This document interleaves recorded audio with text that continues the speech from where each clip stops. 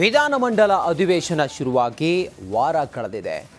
ನಿತ್ಯ ನಾಯಕರ ಬಿಸಿ ಬಿಸಿ ಚರ್ಚೆಗೆ ಗಮನ ಸೆಳೆಯುತ್ತಿದ್ದ ವಿಧಾನಸೌಧದ ಮತ್ತೊಂದು ವಿಷಯಕ್ಕೆ ಈಗ ಸುದ್ದಿಯಾಗಿದೆ. ಏನಾಗಿದೆ ಹಾಗಾದರೆ ಶಕ್ತಿ ಸೌಧದಲ್ಲಿ? ಈ ಕುರಿತು ಒಂದು ವರದಿ ಇದೆ, ನೋಡೋಣ ಬನ್ನಿ.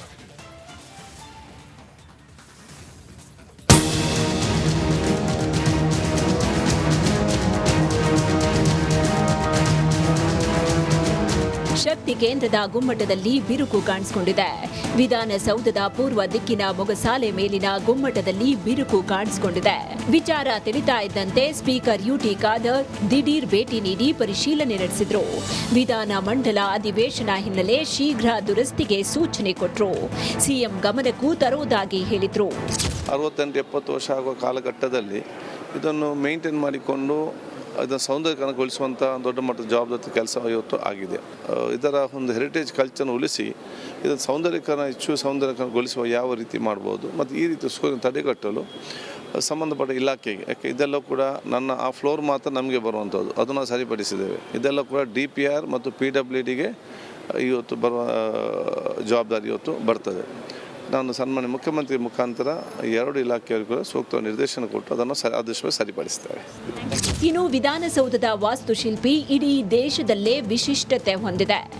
68 ವರ್ಷಗಳ ಹಳೆ ಕಟ್ಟಡ ತೇವಗೊಂಡ ಹಿನ್ನೆಲೆ ಬಿರುಕು ಬಿಟ್ಟಿದೆ. ಇನ್ನು ವಿಧಾನಸೌಧದ ಗುಮ್ಮಟದ ಬಿರುಕಿನಿಂದ ವಿಧಾನಸೌಧ ಸಿಬ್ಬಂದಿಗೆ ಆತಂಕ ಶುರುವಾಗಿದ್ದು, ಲೋಕೋಪಯೋಗಿ ಇಲಾಖೆಯ ಅಧಿಕಾರಿಗಳು ಶೀಘ್ರ ದುರಸ್ತಿಗೊಳಿಸಲಿ ಅಂತ ಒತ್ತಾಯಿಸ್ತಾ ಇದ್ದಾರೆ. Political bureau, Republic Kannada, Bengaluru. ಸ್ಯಾಂಡಲ್ವುಡ್ಗೆ ಇವತ್ತು ಮತ್ತೊಂದು ಶಾಕ್ ಎದುರಾಗಿದೆ. ಖ್ಯಾತ ನಿರ್ದೇಶಕ ಹಾಗೂ ನಿರ್ಮಾಪಕ ವಿನೋದ್ ದೋಂಡಾಲೆ ನೇಣು ಬಿಗಿದು ಆತ್ಮಹತ್ಯೆಗೆ ಶರಣಾಗಿದ್ದಾರೆ. ಅಷ್ಟಕ್ಕೂ ವಿನೋದ್ ಆತ್ಮಹತ್ಯೆಗೆ ಕಾರಣ ಏನು? ಸ್ಟೋರಿ ನೋಡಿ.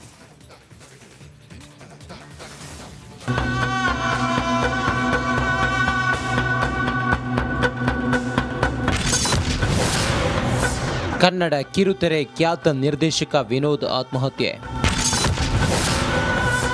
ಸಾಲದ ಸುಳಿಗೆ ಸಿಲುಕಿ ಸೂಸೈಡ್ ಮಾಡಿಕೊಂಡ್ರೆ. ಸ್ಯಾಂಡಲ್ವುಡ್ಗೆ ಒಂದಾದ ಮೇಲೊಂದರಂತೆ ಶಾಕಿಂಗ್ ಸುದ್ದಿಗಳು ಬರ ಸಿಡಿಲಿನಂತೆ ಬಂದು ಎರಗುತ್ತಿದೆ. ಇತ್ತ ಚಿತ್ರಮಂದಿರಗಳು ಖಾಲಿ ಹೊಡೆಯುತ್ತಿದ್ರೆ, ಇತ್ತ ನಟರು ಸಾಲದ ಸುಳಿಯಲ್ಲಿ ಸಿಲುಕುತ್ತಿದ್ದಾರೆ. ಅದರಂತೆ ಇದೀಗ ಕನ್ನಡ ಕಿರುತೆರೆಯ ಖ್ಯಾತ ನಿರ್ದೇಶಕ ವಿನೋದ್ ನಾಗರಬಾವಿಯಲ್ಲಿ ತಮ್ಮ ನಿವಾಸದಲ್ಲಿ ಸಾವಿಗೆ ಶರಣಾಗಿದ್ದಾರೆ. ಚಿತ್ರದುರ್ಗದಲ್ಲಿ ವಿನೋದ್ ಹೆಜ್ಜೆ. ನಟ, ನಿರ್ದೇಶಕ, ನಿರ್ಮಾಪಕರಾಗಿಯೂ ಸಕ್ರಿಯರಾಗಿದ್ದ ವಿನೋದ್ ಅತಿಥಿ, ಬೇರು, ತುತ್ತೂರಿ, ವಿಮುಕ್ತಿ ಸೇರಿದಂತೆ ಹಲವು ಚಿತ್ರಗಳಲ್ಲಿ ವಿನೋದ್ ಕೆಲಸ ಮಾಡಿದ್ದರು.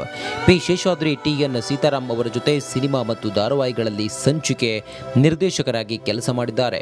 ಅಲ್ಲದೆ ಕರಿಮಣಿ, ಶಾಂತಂ ಪಾಪಂ ಸೇರಿದಂತೆ ಹಲವು ಧಾರಾವಾಹಿಗಳಿಗೆ ವಿನೋದ್ ನಿರ್ದೇಶನ ಮಾಡಿದರು. ಕಳೆದ 2 ವರ್ಷಗಳಿಂದಲೂ ಚಿತ್ರದ ಶೂಟಿಂಗ್ ಕುಂಟುತ್ತಲೇ ಸಾಗಿತ್ತು. ಚಿತ್ರಗಳ ನಿರ್ದೇಶನದ ಜೊತೆಗೆ ನಿರ್ಮಾಣ ಮಾಡುತ್ತಿದ್ದ ಮೃತ ವಿನೋದ್ ಪ್ರೊಡಕ್ಷನ್ಗಾಗಿ ಸುಮಾರು 2 ಕೋಟಿಗೂ ಅಧಿಕ ಮೊತ್ತದ ಹಣ ಸಾಲ ಮಾಡಿಕೊಂಡಿದ್ದರಂತೆ. ಈ ಸಾಲ ಬಾಧೆಗೆ ಮೃತ ವಿನೋದ್ ಆತ್ಮಹತ್ಯೆಗೆ ಶರಣಾಗಿರುವ ಶಂಕೆ ಇದೆ.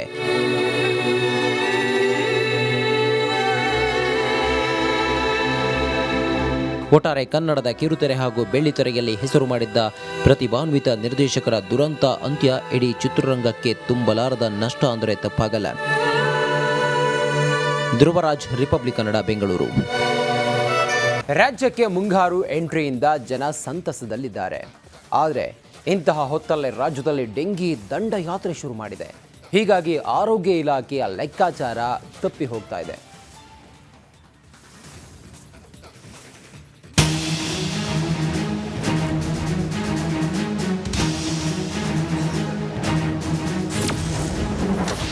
ರಾಜ್ಯದಲ್ಲಿ ಡೆಂಗಿ ದಂಡಯಾತ್ರೆ.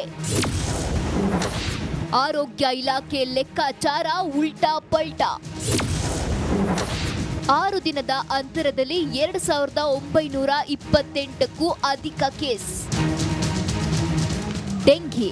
ರಾಜ್ಯದಲ್ಲಿ ಡೆಂಗಿ ಆರ್ಭಟ ಜೋರಾಗಿದೆ.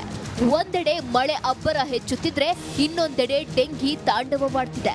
ದಿನದಿಂದ ದಿನಕ್ಕೆ ಮಹಾಮಾರಿ ಪ್ರಕರಣ ಹೆಚ್ಚಾಗ್ತಿದ್ರು ಆರೋಗ್ಯ ಇಲಾಖೆ ಲೆಕ್ಕಾಚಾರ ಉಲ್ಟಾ ಪಲ್ಟಾ ಆಗಿ ಆತಂಕ ಕೂಡ ಹೆಚ್ಚಿದೆ. ಹೆಚ್ಚಾಗ್ತಿದೆ ಡೆಂಗಿ ಆತಂಕ. July 15 435 case, July 16 487 case, July 17 534 case, July 18 478 case, July 19 549 case.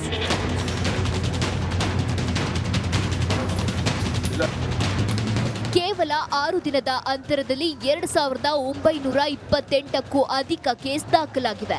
ಜನವರಿ 1ರಿಂದ ಜುಲೈ 19ರವರೆಗೆ ಒಟ್ಟು 13,268 ಪಾಸಿಟಿವ್ ಪ್ರಕರಣಗಳು ದಾಖಲಾಗಿವೆ. ರಾಜ್ಯದಲ್ಲಿ 8 ಜನರನ್ನ ಡೆಂಗಿ ಬಲಿ ತೆಗೆದುಕೊಂಡಿದೆ. ನಮಗೆ ಸ್ಪ್ರೇಯರ್ಸ್ ಇದನ್ನು ಫ್ಯೂಮಿಗೇಷನ್ ಸಂಖ್ಯೆ ನಾವು ಡಬಲ್ ಮಾಡಿಬಿಟ್ಟಿದ್ದೇವೆ ಮತ್ತು ಸರ್ಕಾರದ ಕಡೆಯಿಂದನೂ ಕೂಡ ಲಾರ್ವಿಸೈಡು ಮತ್ತು ಫ್ಯೂಮಿಗೇಷನ್ಗಾಗಿ ಏನೇನು ನಮಗೆ ಔಷಧಿ ಬರಬೇಕಾಗಿತ್ತು ಬಂದಿದೆ. ರೀಲ್ಸ್ ಪ್ರಿಯರಿಗೆ ಬಿಬಿಎಂಪಿ ಭರ್ಜರಿ ಆಫರ್. ಡೆಂಗಿ ಜಾಗೃತಿ ಬಗ್ಗೆ ರೀಲ್ಸ್ ಮಾಡಿ ಬಹುಮಾನ ಗೆಲ್ಲಿ. ಪಾಲಿಕೆ ವ್ಯಾಪ್ತಿಯಲ್ಲಿ ಡೆಂಗಿ ಕೇಸ್ಗಳು ಹೆಚ್ಚಾಗ್ತಿದ್ದಂತೆ ಜನರಿಂದ ಜನರಿಗೇನೆ ಜಾಗೃತಿ ಮೂಡಿಸಲು ರೀಲ್ಸ್ ಮಾಡಿ ಭರ್ಜರಿ ಮೊತ್ತ ಗೆಲ್ಲಲು ಬಿಬಿಎಂಪಿ ಆಫರ್ ಮಾಡಿದೆ. ರೀಲ್ಸ್ ಮಾಡಿ 1 ಲಕ್ಷ ಗೆಲ್ಲಿ ಅಂತ ಬಿಬಿಎಂಪಿ ಆರೋಗ್ಯ ಇಲಾಖೆ ಆಫರ್ ನೀಡಿದೆ.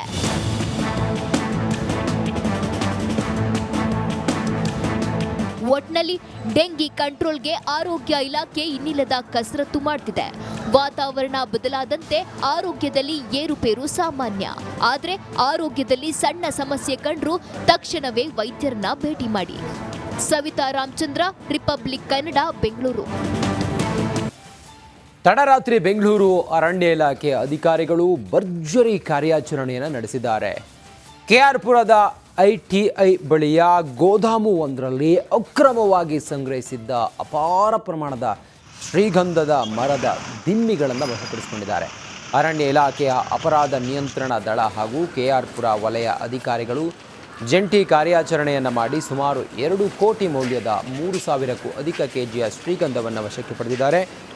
ಈ ಬಗ್ಗೆ ಅರಣ್ಯ ಇಲಾಖೆಯಲ್ಲಿ ಪ್ರಕರಣ ದಾಖಲಾಗಿದ್ದು ಅಧಿಕಾರಿಗಳು ಶ್ರೀಗಂಧದ ಮರಗಳನ್ನು ಎಲ್ಲಿ ಯಾವಾಗ ಕಡಿಯಲಾಗಿತ್ತು ಅನ್ನೋ ಬಗ್ಗೆ ತನಿಖೆ ಕೈಗೊಂಡಿದ್ದಾರೆ. ಅದಲ್ಲದೆ ಪ್ರಕರಣ ಸಂಬಂಧ ಕೆಲವರನ್ನ ವಶಕ್ಕೂ ಸಹ ಪಡೆಯಲಾಗಿದ್ದು ತನಿಖೆ ಮುಂದುವರೆದಿದೆ.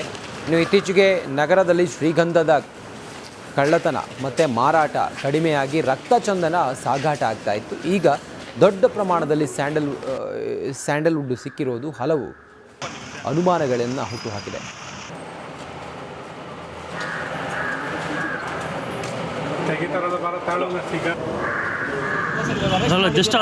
ಅದೇನೋ 3 ಟನ್ ಸಿಕ್ಕಿದೆ ಅಂತ ಇದ್ದಾರೆ ಸರ್. ಅದಕ್ಕೆ